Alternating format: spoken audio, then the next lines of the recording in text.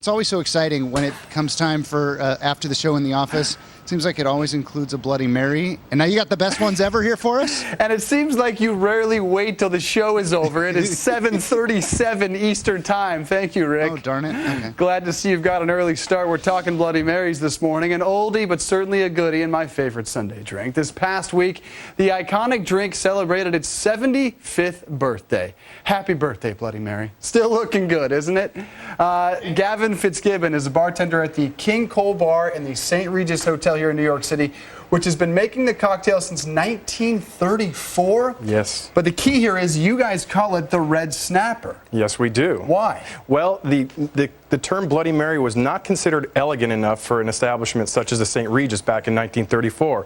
So we changed it, and the Red Snapper hasn't quite stuck, commonly referred to as a Bloody Mary, but it's in our place of establishment, it's the Red Snapper. You class up the joint a little bit. We sure do. And you're given credit as inventing the Bloody Mary, the Red Snapper, whichever you want to call it. That is a little disputed from what I've read. It is, but it really, if you look up all your sources, it goes back to a bartender who worked back in 1934, bartender by the name of Fernand Petiot. He worked at Harry's New York Bar in Paris.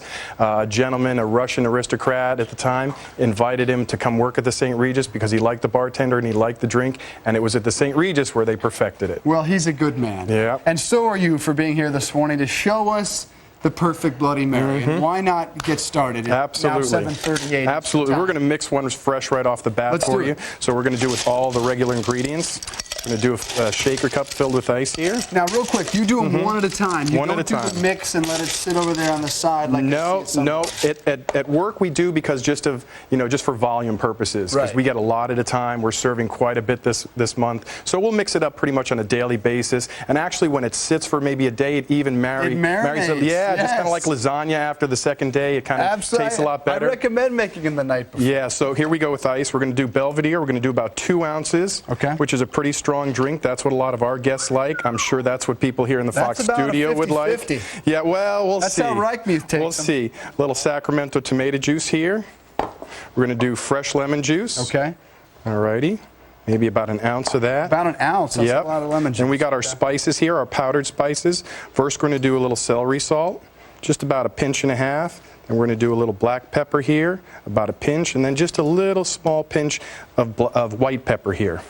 After that, we got Lean Perrin's Worcestershire sauce. Again, these are all really sort of just a dash of the Worcestershire? 2 to 3 dashes there. Okay. And then, depending on how many alarms you want on your... You have to hit the Tabasco. We're about a 3 alarm out of 5 there. So we're going to do a couple of squirts right there. Got it. The Tabasco. And then that's really pretty much that'll do it. Yep, that's it. Give it a good shake. Little shake.